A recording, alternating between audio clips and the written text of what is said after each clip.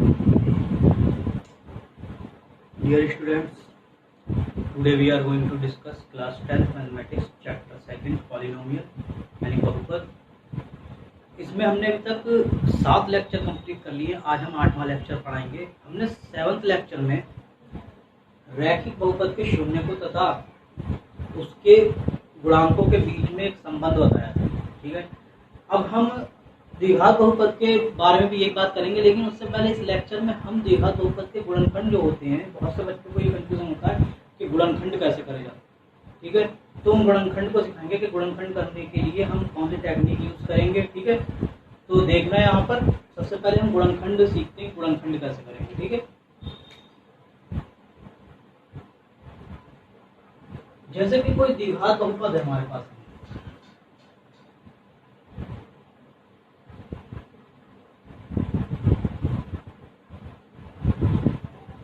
ax² plus bx plus c।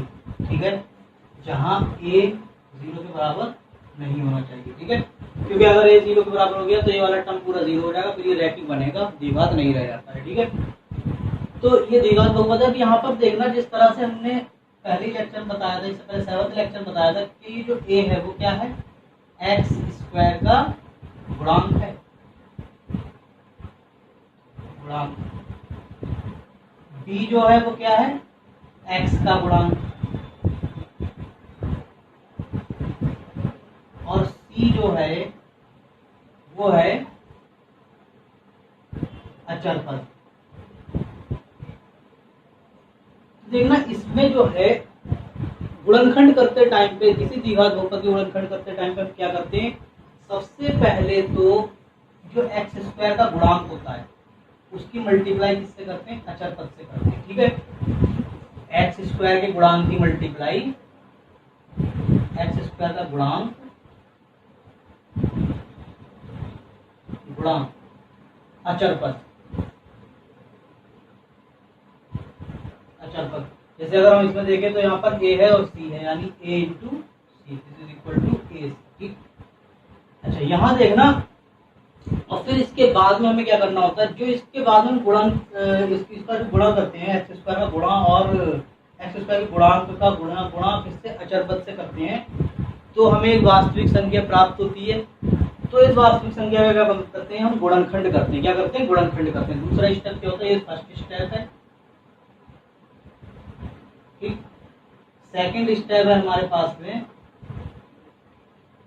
हम क्या करेंगे, जो ये संख्या प्राप्त होगी, हमें सपोज दैट ये हमें संख्या कोई d मिल जाती है।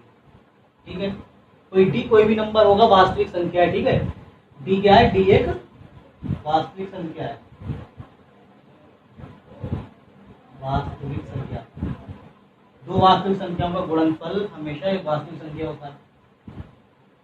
ठीक, हमें कोई संख्या d मिल जाती है, फिर हम क्या करते हैं, इस स्टेप में हम करते हैं, सेकंड स्टेप में d के गुणनखंड, d के गुणनखंड, d के गुणनखंड करेंगे। ठीक है, और d के गुणनखंड इस तरह से करेंगे हम। अब d के गुणनखंड जो होंगे वो कुछ ना कुछ फॉर्म में आएंगे। सपोज दैट इस तरह से आ गए कि a1 b1 c1, या इस तरह से आ गए, इस तरह से ले लें e f g h। ठीक है, इस तरह से गुणनखंड आ गए। ठीक, अब इन गुणनखंड का करेंगे क्या हम, स्टेप थर्ड जो होगा हमारा, वो ये कहता है कि भाई जो इसके गुणनखंड आए हैं उन गुणनखंड को हम इस तरह से मतलब यूज करें कि दो पदों में बनाते हैं इन्हें, मतलब गुणा करके दो पदों में बनाएं। सपोज दैट मैं ई की जी एफ के साथ में गुणा करूँ, जी की एच के साथ में करूँगा, मतलब इन सब की गुणा करके सिर्फ और सिर्फ दो पद रह जाने चाहिए। मतलब एक थोड़ों की गुणा करके, मतलब थोड़े पदों की गुणा करके एक पद बन जाए, और थोड़े पदों की इधर के पदों की, मतलब कोई से भी, मतलब थोड़े पदों की गुणा करके जो बचे हुए पद है उनकी गुणा करके एक अलग पद बन जाए। ठीक है, समझ में आ रहा है। मतलब ऐसा है कि जितने गुणनखंड आएंगे हम उन सभी का यूज करेंगे। ठीक है, लेकिन यूज किस तरह से करना है वो भी बताऊंगा, लेकिन हमें सिर्फ दो पद बनाने, गुणा करने के बाद में दो पद बनने चाहिए। ठीक है, सपोज दैट वो पद बन गए a1 और b1 बन गए, सपोज दैट। ठीक है, ये ए और बी ये वाले नहीं है, भी अलग है। ठीक है, चलो ये नहीं ले रहे हैं, हम ये ले रहे हैं m1 और n1 ये बन गए। ठीक है, ये वो दो पद बन गए, मतलब इनकी हमने गुणा करी, कुछ की अलग करी वो n1 बन गए और कुछ की अलग करी वो m1 बन गए। अब इनकी गुणा किस तरह से करनी, वो गुणा हमें इस तरह से करनी कि किसकी किसके साथ में गुणा करेंगे, वो हमें इस तरह से करनी कि इन दोनों को जब हम जोड़ें, ठीक है, स्टेप 4 कहता है कि जोड़ने पर m1 को और n1 को जोड़ने पर हमें b मिलना चाहिए, मतलब ये मिलना चाहिए, x का जो गुणांक है वो मिलना चाहिए। ठीक है, मतलब यहाँ पर जो है इन दोनों को जोड़ने पर हमें ये वाला टर्म मिलना चाहिए। ठीक, इसके बाद में क्या होगा, इसके बाद में स्टेप 5 में होगा कॉमन लेने की प्रक्रिया। ठीक है, देखो जैसे ही हम इसमें हम इसको m1 और n1 के रूप में लिखेंगे तो जरा ध्यान से देखना किस तरह से बन जाएगा, ये इस तरह से बनेगा ax² plus m1x plus n1x plus c। ठीक है, क्यों, क्योंकि b को b क्या बन गया, m1 प्लस n1 था। ठीक है, तो यहाँ पे अंदर मल्टीप्लाई किया m1x। ठीक है, फिर यहाँ से हम कॉमन लेना शुरू कर देते हैं, फिर कॉमन लेके हम क्या करते हैं, अपना काम कंप्लीट कर लेते हैं। मतलब ये दो बन गए और एक पेयर ये है, एक पेयर ये। ठीक है, इन्हीं दो में से हम क्या करेंगे, कॉमन लेंगे, वो भी मैं एग्जाम्पल बताऊंगा, उसमें सही समझ में आएगा। तो ये तो है भाई प्रक्रिया के सबसे पहले स्टेप में करेंगे क्या, हम x² का जो गुणांक है a और अचर पद है उसकी गुणा करेंगे। फिर सेकंड स्टेप में क्या करते हैं, हम d के गुणनखंड करते हैं। स्टेप थर्ड में क्या करते हैं, स्टेप थर्ड में हम इन गुणनखंडों की गुणा करते हैं आपस में और दो पदों में बना देते हैं। ठीक है, और स्टेप 4 में क्या करते हैं, स्टेप 4 नहीं बल्कि स्टेप 3 ही है, इनकी गुणा इस तरह से करी जाती है, मतलब ये वाला स्टेप यही है, कोई नहीं है, इनकी गुणा इस तरह से दो पदों में इस तरह से हम तोड़ते हैं इन्हें, मतलब गुणा करते हैं कि इन दोनों को जोड़ने पर हमें ये वाला टर्म मिले b। ठीक है, और फिर चौथे स्टेप में हम क्या करते हैं, बस 5वें स्टेप में हम कॉमन लेते हैं। ठीक है, और फिर बाद में हमारा गुणनखंड कंप्लीट हो जाता है। तो इससे तो कम समझ में आएगा, अभी बताऊंगा किस तरह से करते हैं। लेकिन यहाँ पे जो मेन है वो ये है कि सब बच्चे सब कर लेते हैं, यहाँ भी कर लेंगे, ये भी कर लेंगे, और स्टेप थर्ड जो आता है मतलब इनकी गुणा किस तरह से करी जाए, इसमें कंफ्यूज हो जाते हैं, क्योंकि यहाँ पे कभी हमेशा प्लस का ही नहीं माइनस का सिंबल भी होता है। ठीक है, तो यहाँ देखना इसको हम कैसे करेंगे। ठीक है, तो इसको नोट करिए, मैं फिर बताता हूँ कैसे करते हैं।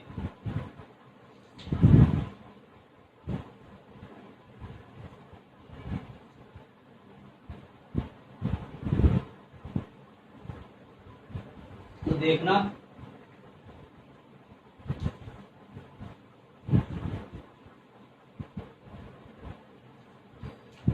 हमारे पास में कोई द्विघात बहुपद है p of x equal to ax² plus bx plus c। ठीक है, अब आपको पता है कि भाई ये क्या है, ये है x² का गुणांक,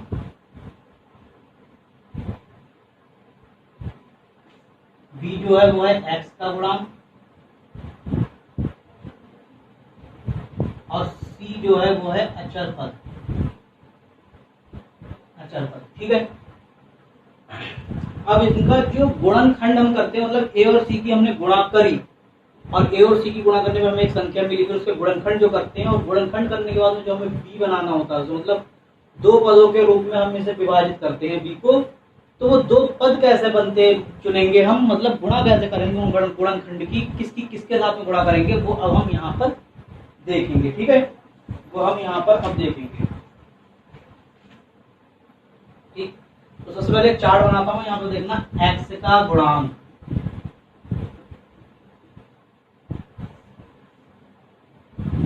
x² के गुणांक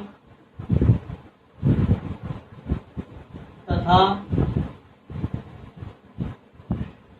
अचर पद का गुणनफल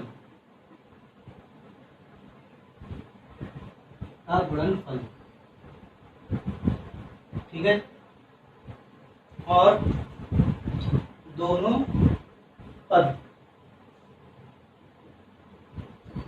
मतलब जो हम वो गुणा करके जो पद बनाएंगे उनमें कौन सा प्लस मिलेंगे कौन सा माइनस मिलेंगे, यहाँ पर देखेंगे। ठीक है, तो यहाँ देखना x का गुणांक सपोज दैट प्लस में है। ठीक है, और x² के गुणांक तथा अचर पद का गुणनफल भी प्लस में आया। ठीक है, तो दोनों पद हमेशा किस में लिए जाएंगे, प्लस में लिए जाएंगे। ठीक है, और अगर सपोज दैट x का गुणांक माइनस है ठीक, x का गुणांक क्या है, माइनस है, और एक्स स्क्वायर का गुणांक तथा अचर पद की गुणनफल भी क्या है, हमारा प्लस है। ठीक है, तो क्या होगा, तो ये दोनों पद कैसे होंगे, माइनस के होंगे। ठीक, दोनों पद कैसे होंगे, माइनस के होंगे। ठीक है, और सपोज दैट अगर x का गुणांक प्लस है और एक्स स्क्वायर का गुणांक तथा अचर पद का गुणनफल क्या आ जाए, माइनस आ जाए। ठीक है, तो इसमें क्या होगा, इसमें होगा कि अगर x का गुणांक प्लस में है, ठीक है, और एक्स स्क्वायर गुणांक तथा अचर पद का गुणनफल माइनस में, तो दोनों पद में से जो बड़ा वाला होगा, बड़ा पद जो होगा वो होगा प्लस का, और छोटा पद जो होगा वो होगा माइनस। ठीक है, अभी एग्जाम्पल बताऊंगा, उसको बहुत क्लियर समझ में आएगा, लेकिन ये चार्ट में इसलिए बना रहा हूँ कि आपको इसमें कंफ्यूजन नहीं होगा। ठीक है, जो दो पद आएंगे उनको हम किस तरह चुनेंगे, वैसे तो इसको रटने की जरूरत बिल्कुल भी नहीं है, आपको खुद ही पता चलता जाएगा। ठीक, अच्छा, इसके बाद में अगर दोनों माइनस में हो, मतलब एक्स स्क्वायर गुणांक भी यहाँ माइनस में हो, और जब हम गुणा करें इन दोनों की, एक्स का गुणांक माइनस एक्स का गुणांक सॉरी बी जो है वो भी माइनस में हो, और ए और सी की गुणा करें और वो भी माइनस में अगर आए हमारा। ठीक है, तो क्या होगा, तो इसमें होगा कि भाई बड़ा वाला जो होगा वो माइनस में होगा, बड़ा पद माइनस में तथा छोटा पद प्लस। ठीक है, क्या है कि अगर x का गुणांक यानी b प्लस में है, एक्स स्क्वायर का गुणांक तथा अचर पद की हम गुणा करें वो भी प्लस में, और तो दोनों पद हमारे क्या होंगे, प्लस में होंगे। जो हम गुणनखंड करेंगे उनके दो हम पद बनाएंगे, और यहाँ पर अगर ये माइनस में ये प्लस में तो ये माइनस में होगा, अगर ये प्लस में ये माइनस में तो बड़ा पद प्लस में छोटा पद माइनस में, अगर ये माइनस में ये भी माइनस में तो बड़ा पद भी माइनस में और छोटा पद प्लस में होगा। ठीक है, तो इसको नोट करिए, फिर मैं एग्जांपल बताता हूँ, उससे क्लियर समझ में आएगा। ठीक है, इसको नोट करिए।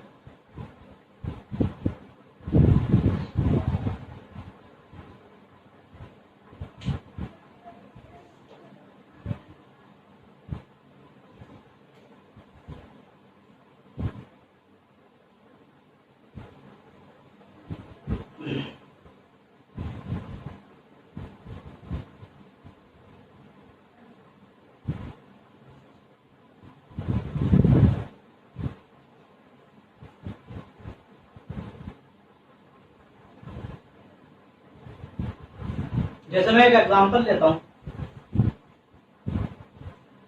कि हमारे पास में एक बहुपद है p of x equal to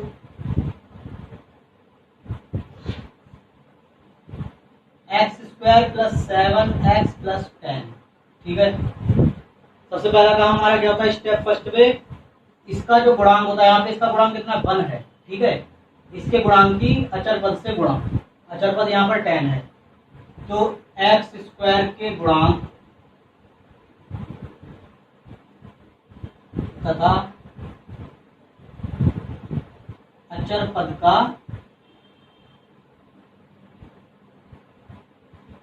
गुणनफल कितना होगा, 1 into 10, this is equal to 10, क्योंकि यहाँ पे 1 है और यहाँ पर 10 है। ठीक है, 10 आ गया, और ये 10 का सिंबल देखना कैसा, प्लस का है ना, यानी ये जो गुणनफल है एक्स स्क्वायर गुणांक तथा अचर पद का गुणनफल कैसा आया, प्लस में आया है। ठीक है, यहाँ पे प्लस में दो केस है, लेकिन हमें यहाँ भी देखना पड़ेगा ये कैसा है, पॉजिटिव है।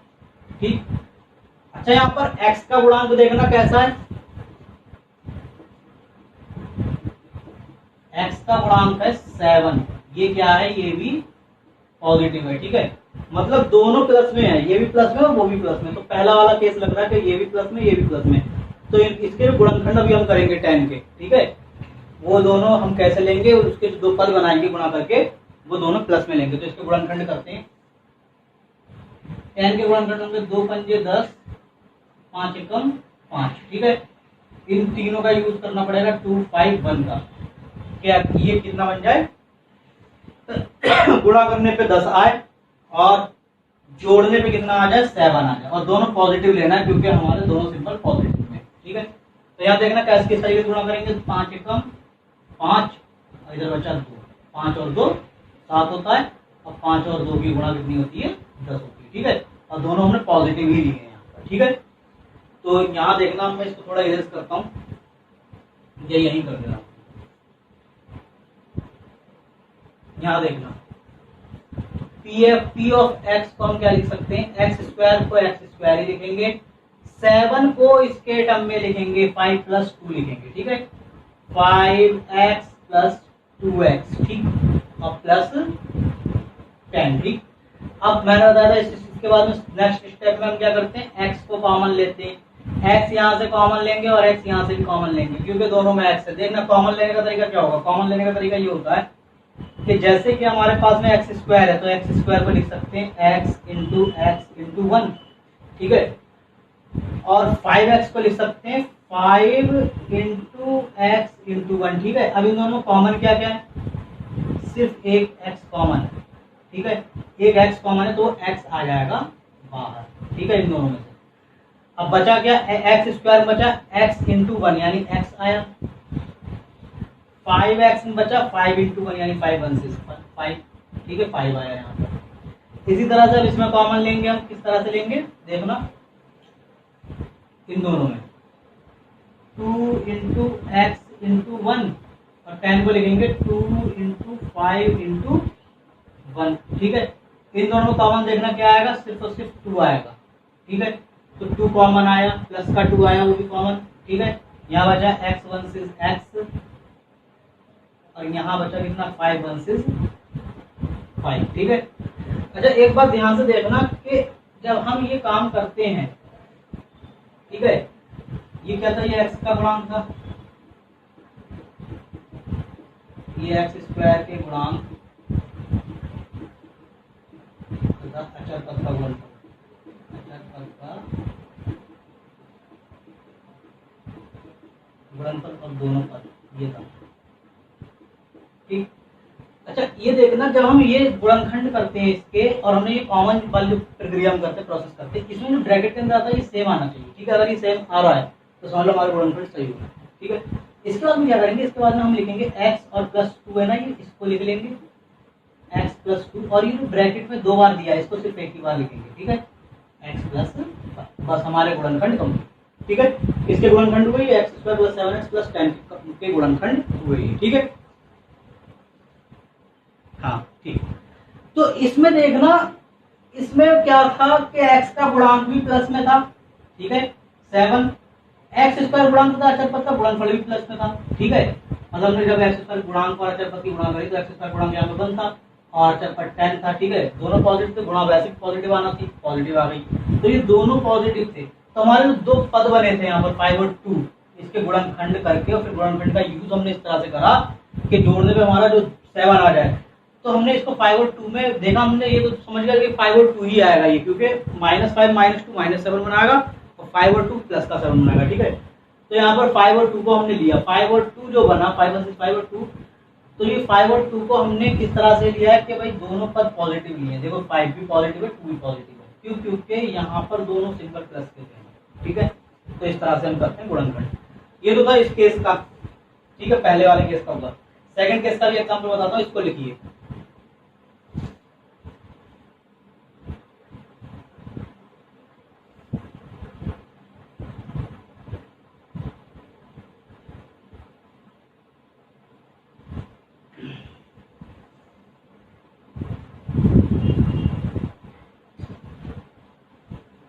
देखना ये वाला केस देखते हैं हम।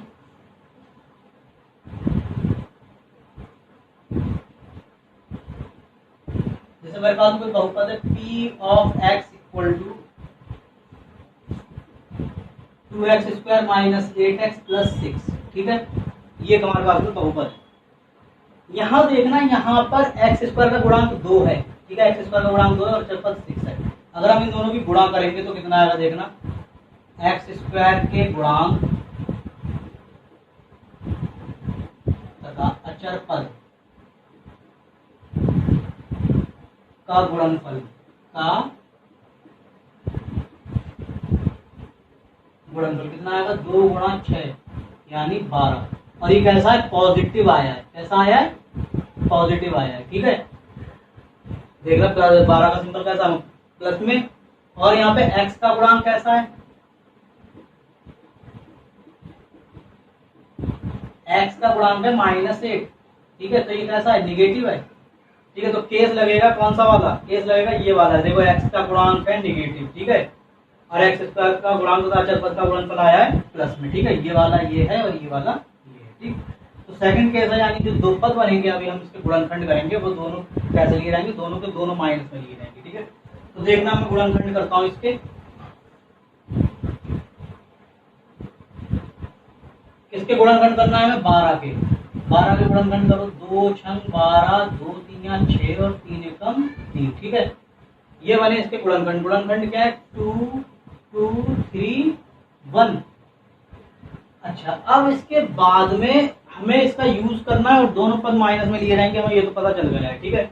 और यूज करके क्या बनाना है, माइनस का 8 बनाना है जोड़ने पर, ठीक है। तो किस तरह से करेंगे, अब इनका देखना, हम लेने का तरीका देखना। अगर मैं ऐसे गुणा कर दूं, 2 दूनी 4 और 3 एकम 3, तो 4 और 3 तो 7 बनेगा, नहीं बन पाएगा। मैंने पहले बताया हम गुणनखंड में जरूरी नहीं कि इसकी इसके साथ में करें, क्या पता इसकी इसके साथ में करना पड़ जाए हमें, वो तो हमें इसको देख के करना है कि हमें जोड़ने पर माइनस का 8 मिले, ठीक है। और जो गुणा करने पर है वो 12 ही आना चाहिए, और सभी का यूज होगा तभी ऐसा होगा। तो देखना कैसे करेंगे, 2 तीया 6 और 2 एकम 2, ठीक है। और 6 और 2 कितना होता है, 8 होता है, और 6 गुणा 2 कितना होता है, 12 होता है, ठीक है। और दोनों ही माइनस में लिए रहेंगे, -6 और -2 कितना होता है, माइनस का 8, ठीक है। क्योंकि ये वाला कैसे, दोनों पद माइनस में है। और -6 की गुणा अगर -2 से कर दी जाए तो कितना आएगा, प्लस का 12, क्यों, क्योंकि माइनस माइनस प्लस, अच्छे दूनी 12, ठीक है। तो दोनों पद में कैसे लेने, माइनस में लेने, ठीक है। वो दोनों पद हैं क्या, -6 और -2, ठीक है।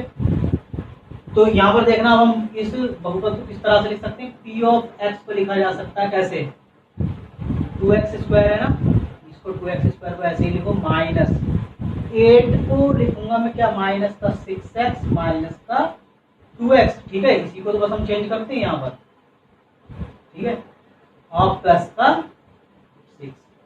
अब वही कॉमन लेने वाला खेल आ गया है यहाँ पर। यहाँ पर देखना कॉमन कैसे लेंगे, कि भाई यहाँ पर 2x स्क्वायर -6x है ना, कॉमन आपको तो लेना आता होगा, नहीं आता तो फिर से वही प्रक्रिया यूज कर लेना। क्या करेंगे हम, यहाँ पर इन दोनों में कॉमन लेना है, तो 2x स्क्वायर को ले सकता हूँ मैं 2 इंटू एक्स इंटू 1, ठीक है, इसको लिखा। अब इसको देखो 2 इंटू 3 इंटू एक्स इंटू 1, ठीक है। क्या कॉमन है देखना, 2 कॉमन, x कॉमन, ठीक है, 1 कॉमन। तो 2 इंटू एक्स इंटू 1 कितना हो जाएगा, 2x, यानी 2x कॉमन। क्या बचा अंदर, x बचा, ठीक है। यहाँ क्या बचा, 3 बचा। लेकिन यहाँ पर देखना, यहाँ पर माइनस का सिंबल था तो यहाँ पर -3 लिखेंगे, ठीक है। नहीं भी लिखोगे तो भी कोई बात नहीं, क्योंकि यहाँ पर माइनस तो माइनस अंदर रह जाएगा, क्योंकि मैंने प्लस ही कॉमन लिया है, ठीक है। तो ये कितना हो जाएगा, -3। अब यहाँ पर देखना, यहाँ पर भी हमें कॉमन लेना है। तो यहाँ पर कॉमन लेते टाइम हम क्या करेंगे, 2x को लिखेंगे, 2x को लिखूंगा 2 इंटू एक्स इंटू 1, और 6 को लिखूंगा 2 इंटू 3 इंटू 1। क्या कॉमन आया, 2, ठीक है। चलो 2 कॉमन आ गया। लेकिन मैंने क्या बताया कि अंदर के अकॉर्डिंग इस बार जो हमारा पहला टर्म आया वो x -3 आया है। अगर मैं यहाँ पे 2 कॉमन ले लूँ तो क्या बचेगा, यहाँ पर 3 बचेगा, और यहाँ बचेगा माइनस का x। तो हमें माइनस भी कॉमन लेना है, ठीक है। माइनस कॉमन लूंगा तो माइनस वाला तो बन जाएगा प्लस, ठीक है, और प्लस वाला बन जाएगा माइनस, ठीक है। क्यों करा ऐसा, क्योंकि यहाँ पे x -3 अगर माइनस कॉमन नहीं लेता तो ये -x+3 आता, ठीक है। तो इस बात का ध्यान रखना, 9th से पढ़ करके आ रहे हो, इतना तो पता ही हो। अच्छा, इसके बाद में क्या करते हैं, हम इसको ले लेते हैं, कितना होगा ये 2x -2, और यहाँ हो जाएगा x -3। इसको चाहो तो ऐसे लिख दो, वरना 2 और कॉमन ले लो, यहाँ से एक स्टेप और बढ़ाएगा, वरना गुणनखंड हो गए हमारे, ठीक है। तो ये था इसका एग्जांपल सेकंड वाले का, ठीक है, जब x का गुणांक माइनस में हो और x स्क्वायर का गुणांक तथा अचर पद का गुणनफल प्लस में आ जाए, ठीक। तो इसको लिखिए, फिर मैं तीसरा केस बताता हूँ, तीसरे केस का एग्जांपल बताता हूँ।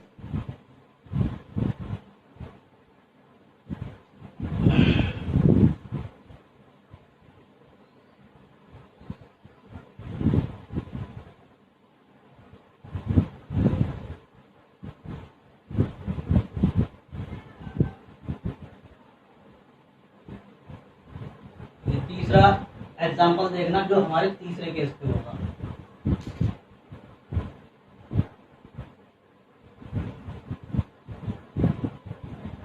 ठीक, तो मैं कोई एग्जांपल लेता हूँ, p of x equal to 3x² plus 5x minus 2, ठीक है।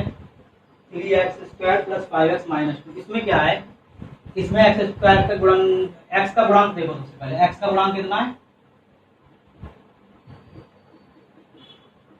इसमें x का गुणांक है, इसमें x का गुणांक है 5, ठीक है, वो क्या है, पॉजिटिव है, ठीक है। अब आया x² गुणांक तथा अचर पद का गुणनफल करो, x² के गुणांक तथा अचर पद का गुणनफल,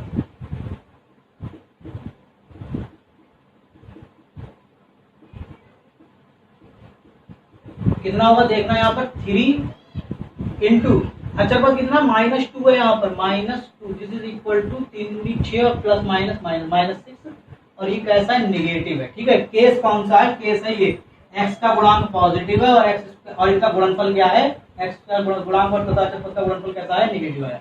ये वाला केस है, इसमें क्या होगा, इसमें बड़ा पद जो हमारा गुणनखंड करने के बाद हम यूज करेंगे उनका, तो हमारा जो बड़ा पद बनेगा वो पॉजिटिव बनेगा और छोटा पद क्या लेंगे हम, माइनस में लेंगे, ठीक है। तो अब हम क्या काम करते हैं, हम इसके गुणनखंड करते हैं, ठीक है, गुणनखंड करते हैं।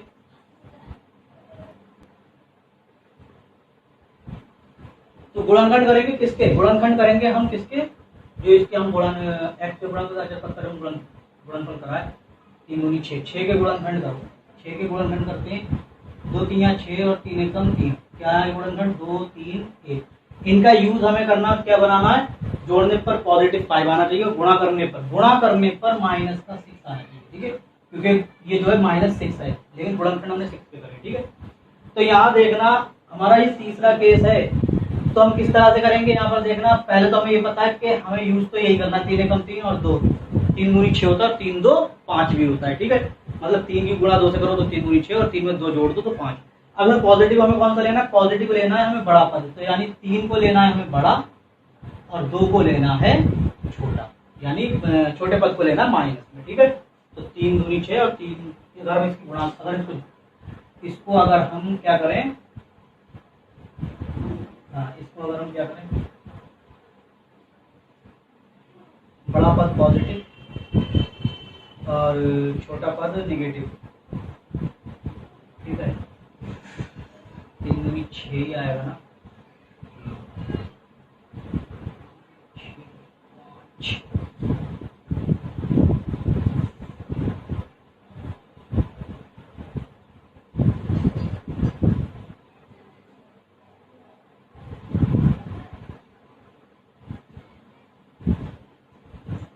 इन दोनों को नहीं लेंगे, ठीक, क्योंकि अगर मैं ऐसा लूंगा तो 3 - 2 कितना होगा, यहाँ पर देखना, यहाँ पर 3 - 2 हो जाएगा 1, हमें लाना कितना था, हमें लाना था 5। तो हमारे गुणनखंड क्या है, गुणनखंड एक बार फिर से देखना, 3 2 3 1, ठीक है। तो हम इनको पता है कैसे यूज करेंगे, यहाँ पर ध्यान से देखना, ये केस में हम कभी फंस जाते हैं बच्चे, 3 दूनी 6 और 1 भी तो इसका गुणनखंड है, इस 1 को अलग यूज करेंगे, ठीक है। तो 6 इंटू 1 कितना होगा, 6 हो जाएगा। अब हमें लाना क्या है, 5 लाना है, और हमारा केस कौन सा, थर्ड है ये, ठीक है। तो बड़ा पद किसमें होगा, पॉजिटिव होगा, यानी 6 पॉजिटिव में और 1 किसमें, माइनस में, और 6 में से बन जाएगा कितना बचेगा, 5 बचेगा, और यहाँ पर देखना अगर मैं 1 यहाँ में माइनस में तो माइनस का ये 6 आ जाएगा, ठीक है। तो इस तरह से हम इसके गुणनखंड करेंगे, और गुणनखंड करने के बाद जो 2 पद बनाएंगे वो इस तरह से बनाएंगे, ठीक है। तो यहाँ देखना, अब हमारा जो बहुपद है वो क्या है, P of x equal to 3x² plus का 6x लिखेंगे माइनस x लिख देंगे, क्यों, क्योंकि 5x को हमने तोड़ा है 2 पदों में, ठीक है, -2। यहाँ पर मैं कॉमन लूंगा, कॉमन लेके देख लेना आप, यहाँ मैं कॉमन लूंगा कितना हो जाएगा, 3 कॉमन आएगा, क्यों, 3 एकम 3, 3 दूनी 6 होता है, और x भी कॉमन है, तो यहाँ कितना बचेगा, यहाँ बचेगा x और यहाँ बचेगा 3 दूनी 6 यानी प्लस का 2, यहाँ पे माइनस का 1 कॉमन है, यहाँ भी कितना हो जाएगा x प्लस 2, यहाँ पर कितना आ जाएगा 3x - 1 और x प्लस 2, ठीक है। तो ये बने इसके गुणनखंड, तो इनको नोट करिए। अब यहाँ देखना, यहाँ पर चौथा केस जो है वो एक एग्जांपल देखना, 6x² - x - 2, ठीक है। तो ये जो इस केस में क्या है, इस केस में दोनों माइनस में आएंगे, कैसे देखना, यहाँ पे जब मैं इसकी गुणा करूंगा तो 6 दूनी 12 यानी -12, ठीक है।